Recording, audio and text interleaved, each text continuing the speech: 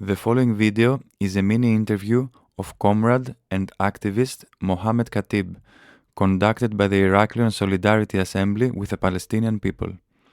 Mohammed was invited to an event in Heraklion on February 7, 2026, where he was to speak about the Samidun network, which he coordinates and which deals with Palestinian political prisoners. Our comrade was arrested immediately upon his arrival at Heraklion airport, and his arrest was subsequently converted into detention, forcing him to spend 5 days in the appalling conditions of the Heraklion detention center at Gadi. Our event took place with discussions about developments and the Palestinian resistance, unfortunately without him. We look forward to seeing our fellow citizens and him again at an even more dynamic event in the near future, as we will never stop talking about Palestine and its unparalleled resistance to colonialism. Until then, we felt the need to give him the voice that was denied to him by the Greek state, an accomplice and ally of the Zionist genocidal regime. We would like to clarify that the questions we asked our comrade, due to the limited time we had left with him, are those that, unfortunately, are appropriate in Western society. They are the ones that the Western way of life demands to be answered.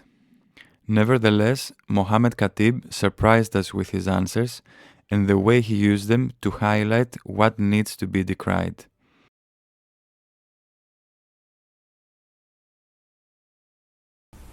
Okay, so Mohammed, can you tell us a little bit about who you are, about the Samidun network, and yes, a little bit more about. My name is Mohammed Khatib. I am a Palestinian refugee born and raised in Ain al-Hilwi refugee camp in Lebanon, in south of Lebanon.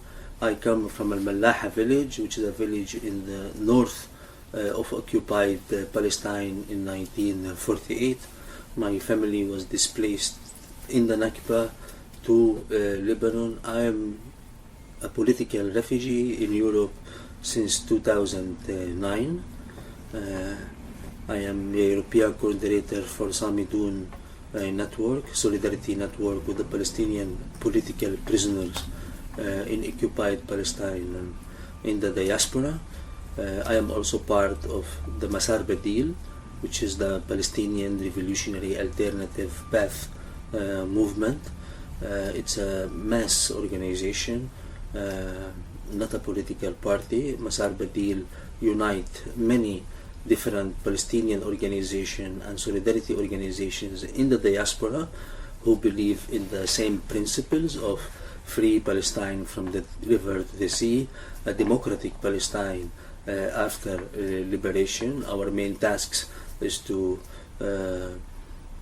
dismantle the Zionist entity as a colony, and also to struggle internally within the Palestinian society and within the Palestinian national liberation movement, along with the resistance forces, to build and establish a national front, a national democratic resistance front that unite all the Palestinian people in it, and build an alternative, not from the resistance but from the liquidation program, an alternative of the PA, an alternative of Oslo and Madrid agreement that aim to liquidate the Palestinian cause, which is based on right of return and liberation and freedom for all of the Palestinian people.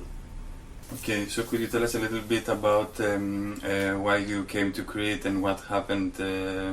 We invited you to make to speak here in Crete, and in the day of your arrival in the airport there was a detention from police. And can you tell us a little bit about what happened here in the detention center and yes? So I was invited to speak in this event along with freed Palestinian political prisoners Abdel Nasser Isa. Of course, we as Samidun and as a Palestinian solidarity movement and the Palestinian community in Europe, we have been facing a strong repression wave against the solidarity movement of Palestine. Me myself, my refugee status in Belgium is revoked. Many other Palestinians also are facing the same problem. The moment I arrived to Heraklion, I was arrested by the state security police along with the migration police. I was transferred to Heraklion police station, and there I was detained for 5 days illegally based on a legal reason to say that I have a travel ban from entering Greece that I was not aware of, I was not informed about. I was in Athens legally, I came legally to Greece, I flight from Brussels to here.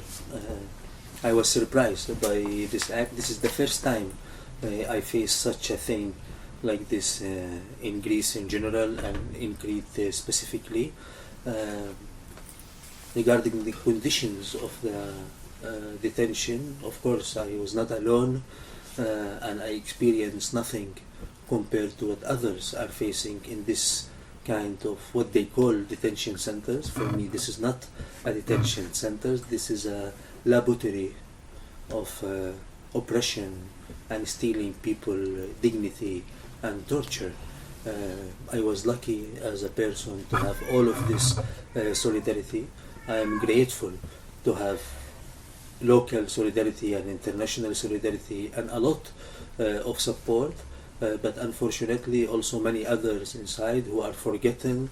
They have zero contacts with their family, they don't have contacts with lawyers, they are treated in a very inhumane ways. We are speaking about people who have been there for months. Bed bugs and scabies are eating their bodies. Some people are bleeding without access to medical support or legal support. Very bad treatments by the prison's guards. Literally all the tools that are used in this detention center I faced in Heraklion remind us of the tools that are used by the Zionist entity against the Palestinian political prisoners. After the 7th of October, Israel used scabies and bedbugs as a tool of torture in the Israeli prison, because this will create a physical torture and mental torture at the same time. I was shocked that this exists here in so-called Europe, in a country or a continent that pretend human rights and democracy and wage a war against other countries and other people under this banner of human rights and democracy. They attacked Iraq and Syria and Iran and Afghanistan and Palestine and Lebanon and all of the global south based on creating American and European democracy in the region. Meanwhile, in so-called Europe, in so-called the EU zone, people are treated like animals, people are deprived of their bare minimum human rights. Children's, youth, elders, man, woman, handicapped people who doesn't have access to any of their basics rights. No hygiene, no access to phone, you need to fight for it, you need to struggle to have very simple rights in these prisons. Again, I was very grateful to have strong lawyers and good comrades and community who supported me in Greece and all over the world, but I call on everyone not to forget the Sudanese, the Afghans, the Arabs, the Kurdish, all of those who are marginalized and all of those who have no one to ask about them. And I call on the Greek progressive, leftist, anarchist, socialist movement, all this human rights movement, every people with concern and ethics to stand up and not to allow this to happen in Greece or in other countries. As we Palestinians are advocating for the liberation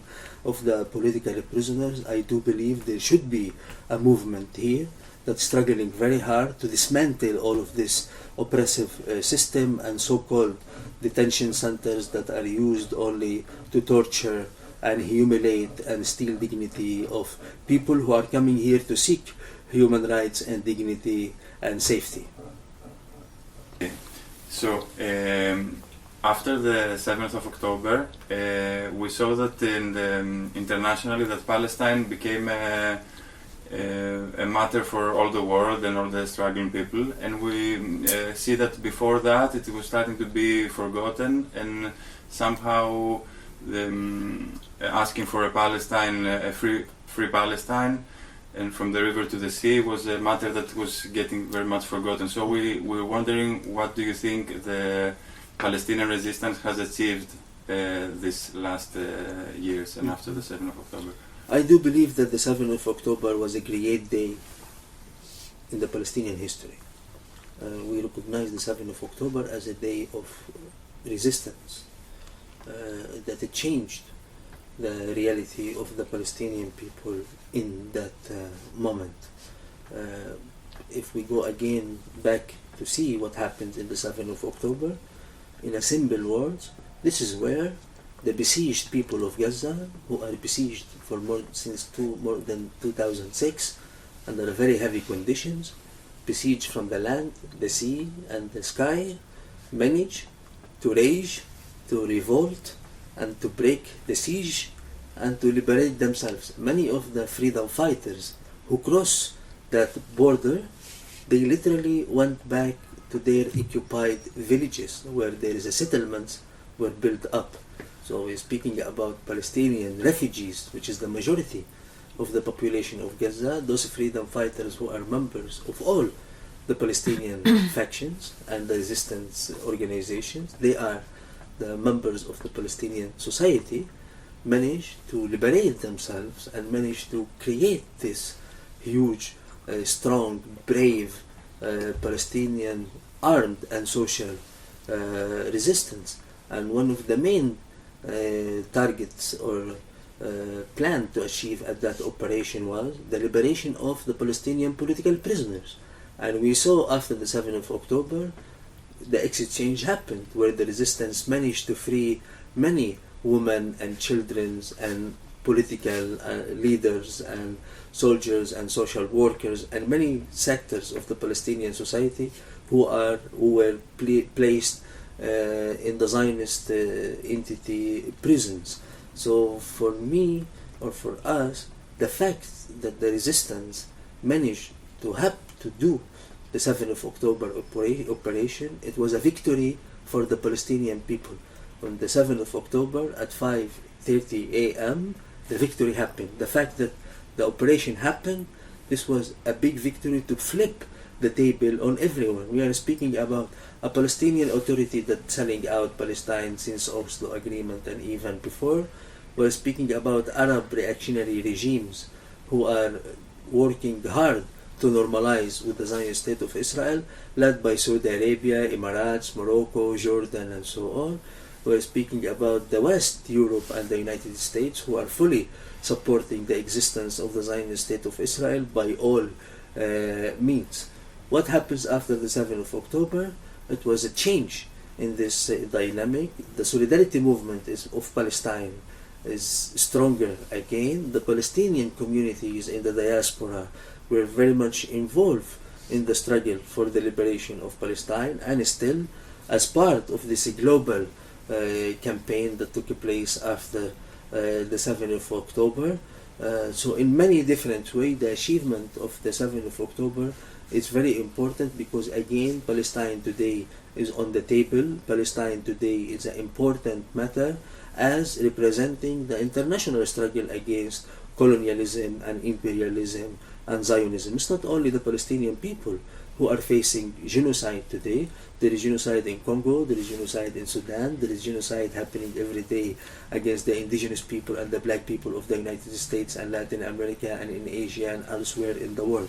The Palestinian question and the Palestinian people struggle is part of this global resistance within the 7th of October operation context. Today, the Palestinian resistance building again all of those alliance and being part of this global resistance against imperialism and colonialism and Zionism.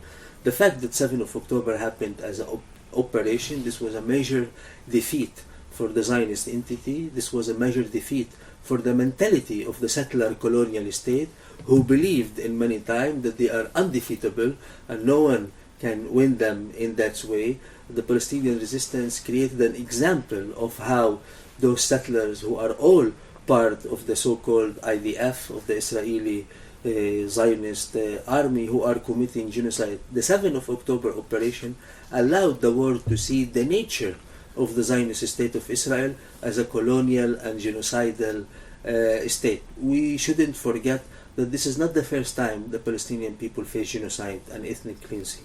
This happened in 1948, this happens in 1967, this happened when Israel invaded Lebanon in 1982, where tens of thousands of Palestinians and Lebanese people was killed and assassinated by the Zionist state of Israel. So the fact that there is a major lose and martyrs and injured people and destruction, this is part of the nature of the Zionist colonial state, and it allowed the world today globally to see the genocide happening live. For us, the genocide didn't start in the 7th of October. The genocide started in the moment of the Nakba, in the moment when the Palestinian people at the first were displaced and kicked out from their country.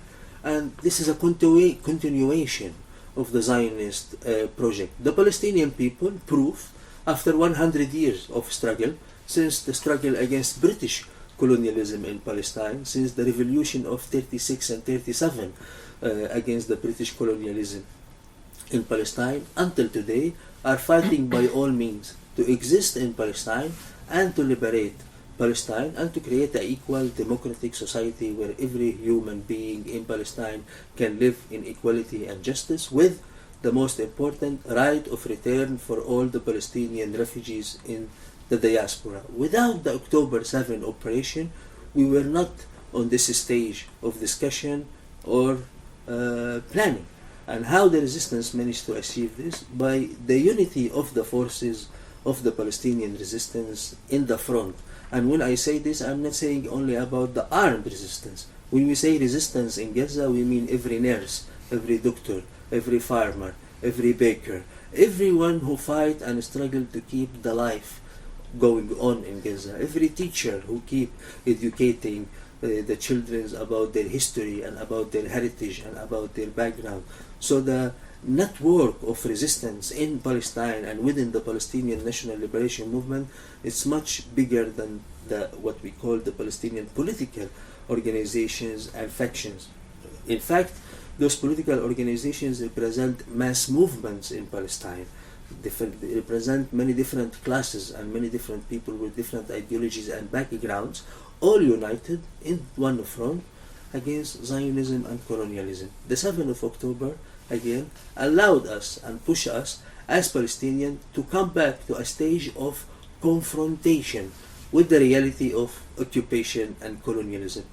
Every day before the 7th of October, since 1948 and even before, every day there is martyrs, there is prisoners, there is injured, there is destruction, there is displacement. This is nothing new for the Palestinian people. It's new for the people who are watching now and seeing what's happening in Palestine. So the 7th of October was an important eye-opening and to flip the table on everyone. Okay. So I have a question that concerns mainly the public opinion in the West. Why, due to your opinion, the two-state solution doesn't constitute in reality a solution for you? First of all, two-state solution is a racist solution. Two-state solution is a Zionist solution. Palestinian people never fought for a state. We refer to Palestine as our homeland, not as a state. So the issue is not a state somewhere and the Palestinian people. We will never die or sacrifice our life for state institutions. What we are fighting for is to liberate our land. What we are fighting for is to liberate our homeland, to liberate our homes and houses, to go back to our farms. We are speaking about the indigenous people of the land who have a special relationship with that land that the settlers doesn't have the same relationship. So we cannot coexist with a settler colonial mentality that is based on inequality and injustice and white supremacy and Jewish supremacy and so on. The Palestinian people, since 1967, with the birth of the modern Palestinian resistance, proposed a solution, not only to the Zionist people or to the state of Israel, but to the world. And this solution was a free Palestine from the river to the sea, where everyone can live in democratic Palestine, where Jewish, Muslims, Christians, Arabs, not Arabs, all of the peoples of Palestine can live in an equal democratic society that based on equality and justice, not as society based on inequality and white supremacy. Of course, no any colonial power will accept this. No any colonial power will accept to lose its privileges and its supremacy over the others. This is not the example only of the Palestinian people. This happens in South Africa, this happens in Indonesia and Malaysia, this happens in Latin America, and every people who faced colonialism for hundreds of years. Within the Palestinian struggle, we still less than 100 years of fighting against the Zionist state of Israel. And we do believe that this struggle is much longer. It might take 200 years, it might take maybe 300 years, but victory is for sure, and the defeat of this colonial entity for sure. Again, we don't believe Israel is a state, and we don't believe that they are capable to build a state. It's a colonial machine. It's a colonial entity that is based on plunder of people resources.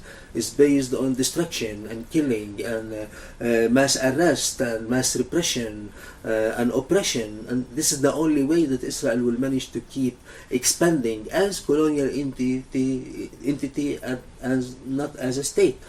The Zionist state of Israel doesn't want to give the Palestinian piece of land, and they don't want also to see only Israel borders as within Palestine. Even until today, Israel, within the constitution of that state, doesn't define its borders.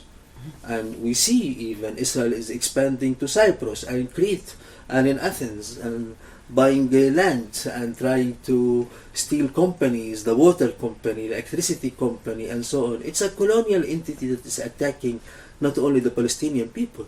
Israel is occupying Syria, Israel is occupying Lebanon, Israel participated in the war against the Iraqi people, Israel participated in the war against the Iranian people, Israel participated in the war against the people of Latin America by supporting the dictatorship and assassinate resistance leader in Latin America and in Africa.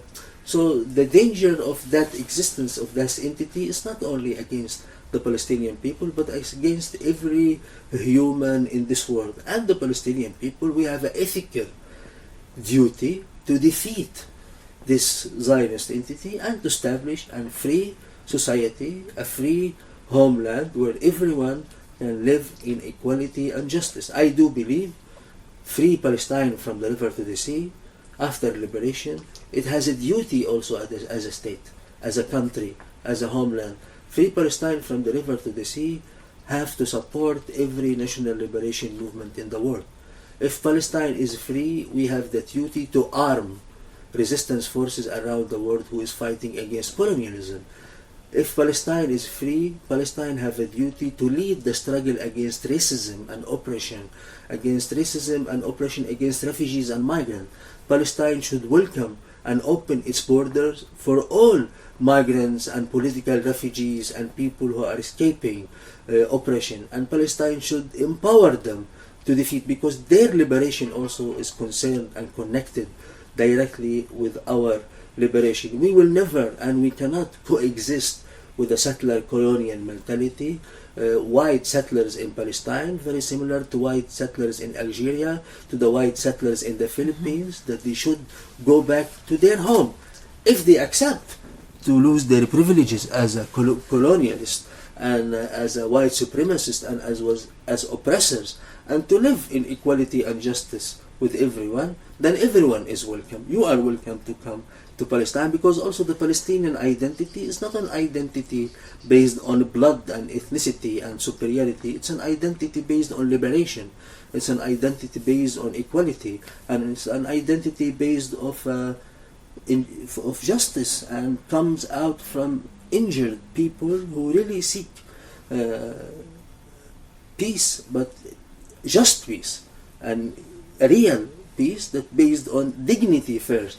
I compare this to the detention, so-called detention centers in Heraklion. You cannot apply the law by stealing people's dignity, and you cannot give us so-called state in Palestine by making us undignified people.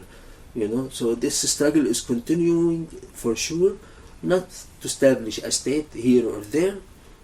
They can try to, they can propose this, but also in practice. Oslo Agreement took place in the early 90s, and today we are in 2026. Regardless of my opinion and my position about two-state solution, where is the two-state solution? The Palestinian Authority today act in Palestine, mainly in West Bank and part of Jerusalem, as a paramilitary groups and militia serving the Zionist entity. How the Palestinian people live inside occupied Palestine? Did they manage to get any rights? Those who are in concern in the West, who want us to have two-state solution, what they have done for the Palestinian people in this past 35 years? Supporting Israel, building Israel nuclear weapon by France, Belgium and the Netherlands and Germany and so on. The NATO are giving Israel all the military equipment to genocide and ethnically cleanse the Palestinian people. So what so-called the West, we don't see them also as as out of this game. They are complicit in this genocide. They are part of genocide, and they should be held accountable of their complicity in genocide. And I don't see any difference between Netanyahu and Mark Rutte, the head of NATO. I don't see any difference between Netanyahu and Trump. I don't see any difference between Netanyahu and Mr. Saki, what his name, this prime minister in Greece, this far right wing who is supporting Israel also by all means, creating new coalitions with all of those so-called Western colonial powers are using Israel as a tool in the region to maintain oppression, because also we do believe that's not only Palestine who is colonized in the region. Palestine, the struggle is intensified, and Palestine is in the first front of fighting colonialism and oppression and occupation, but the region is colonized. Jordan is colonized, Morocco is semi-colony, Egypt is semi-colony. All of those Arab regimes and dictatorships are there because of colonialism and oppression. They are there because of the US and Israel. If Israel will fall, all those Arab regimes, reactionary regimes, fascist regimes, racist regimes against their people, collaborators with the Zionist state of Israel, collaborators with the US, they have to fall. So the liberation of Palestine, the dismantle of the Zionist state of Israel, it's a way to liberate the Arab people, the people of the region, all of them regardless of their ethnicities and background, and it's a way to give a hope that also the dismantle of the so-called United States of Israel, United States of America, it's a possibility, because Israel is just a small, mini, tiny example of what the United States is. The settler colonial state, Canada, Australia, US, you come, settlers, you ethnically cleanse the indigenous people, you bring settlers, you bring cheap labor, slavery, companies, and you build your rainbow society and call it the Western human rights, where people here in Heraklion, in Athens, in Brussels are dying in detention centers, are dying in prisons.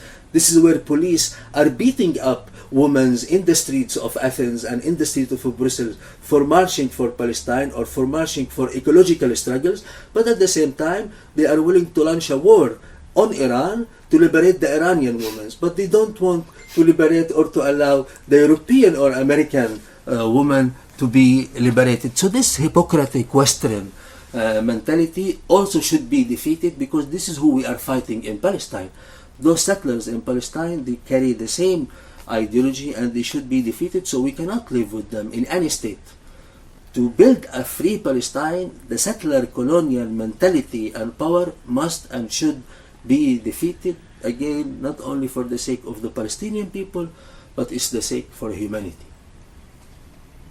So, Mohammed, it's important and inspiration for us that the Palestinian resistance is united, because the conflicts and the separation in Western resistance movement are usual. And we want to ask you, what about the position of women in the Palestinian resistance? Is there a space for us? Us? Women.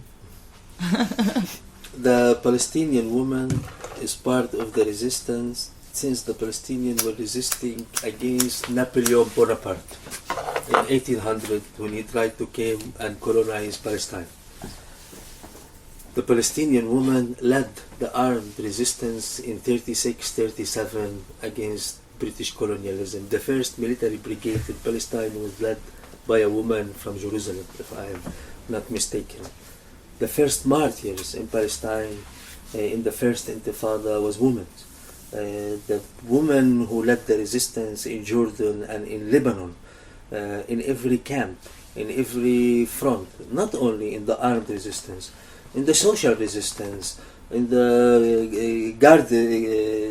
the schools, in the hospitals, in the every sector of the Palestinian society, the woman is there, is leading the struggle. It's equal with every man in the resistance against Zionism. The Palestinian resistance will not exist without this huge role of the Palestinian woman in all fronts of the resistance. And this is historical, it's now, and it will be always forever.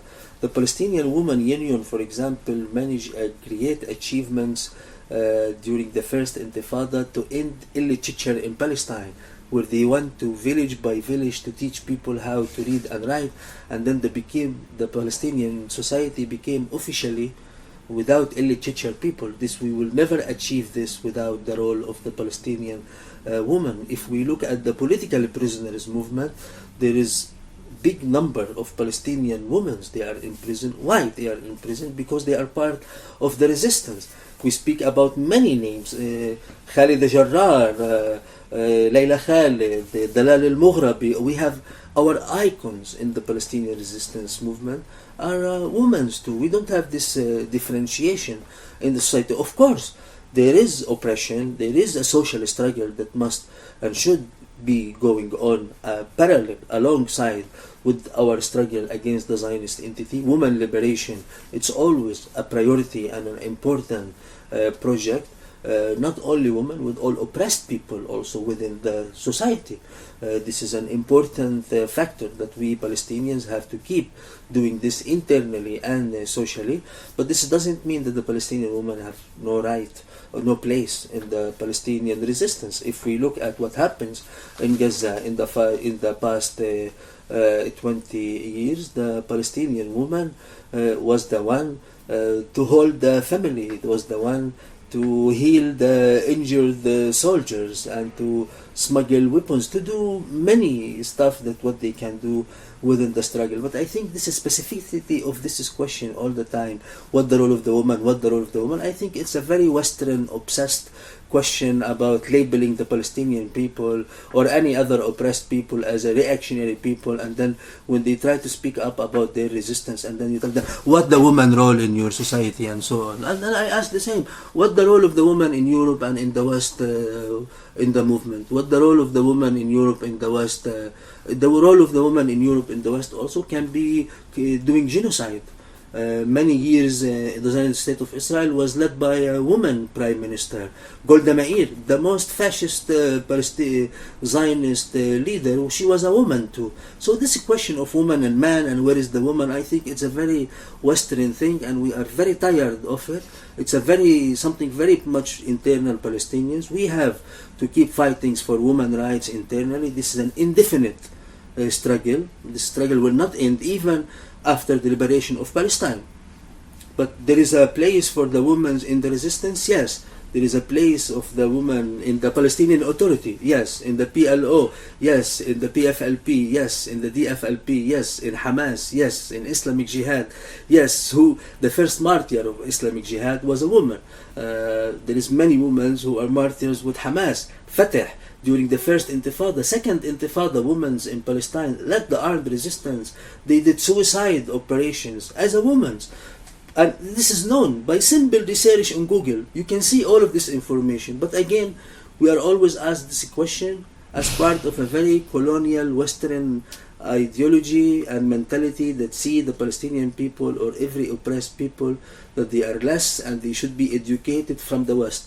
We don't look at the woman question and the social struggle also from a Western angle. We learn from the Filipino people, not from the Belgian people who committed genocides against Congo. We learn from the Latino people how they do this. We look at the Kurdish struggle, how they intensify the role of the woman.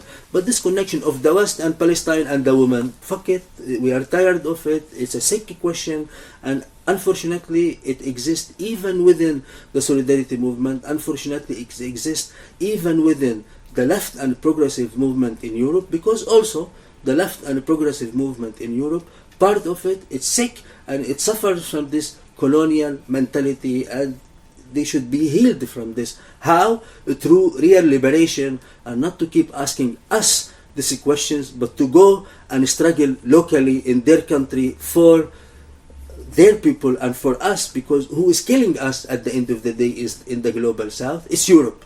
Who is killing us at the end of the day is the US. So rather than these leftist forces be always busy about how we are struggling, we should ask them to intensify their struggle, not in the solidarity movement, but to defeat their colonial countries and to close the military factories where women in Europe is working there to produce air drones and sophisticated weapons to kill children and to kill women in the global south. So it's not a woman versus a man, it's colonial mentality versus colonized and oppressed people. So, Mohammed, Palestine has inspired and taught a lot the world movements. Solidarity has adopted anti-imperialist and anti-colonial characteristics in all countries. What do you think are the political steps that will connect beyond solidarity, the resistance in the Middle East, with movements in West?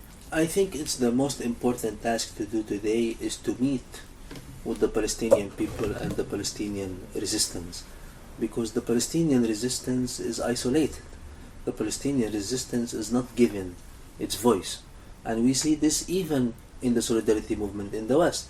Many collectives or organizations, when they organize for Palestine, they invite everyone, but they don't invite the Palestinian resistance, not because they don't want to, but because big part of it repression, and big part of it discriminalization of the Palestinian resistance. And we should boycott the Zionist State of Israel. We should intensify the isolation of the Zionist State of Israel, but we should normalize the Palestinian resistance, and we should normalize the leadership of the Palestinian people, which is the Palestinian resistance. So we should recognize the Palestinian resistance forces, the Palestinian armed forces as the vanguard of the Palestinian people and as the true representative of the Palestinian people struggle and the Palestinian people resistance. So I do encourage everyone, every collective, every group, every assembly to organize delegations. We cannot go to Gaza now, we cannot go to West Bank now, but we can go to Lebanon.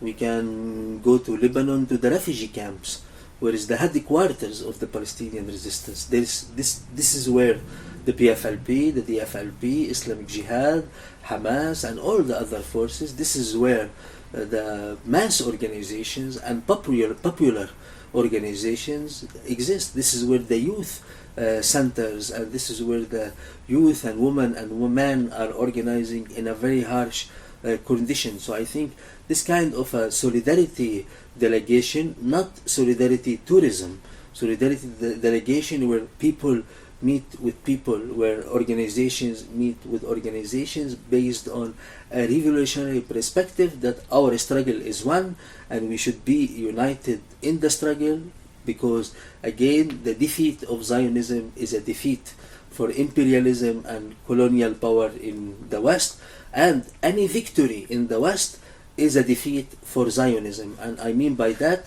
every campaign, not just concerning Palestine, every campaign that concern housing, that concern people's rights here in Europe, in the United States, elsewhere in the world, it's very much in direct connection with the Palestinian people resistance. So I do believe building delegations, building alliances with the Palestinian resistance, and building this understanding why Palestine is important and why the defeat of Zionism and colonialism is important, because it is important part for our liberation here in the West.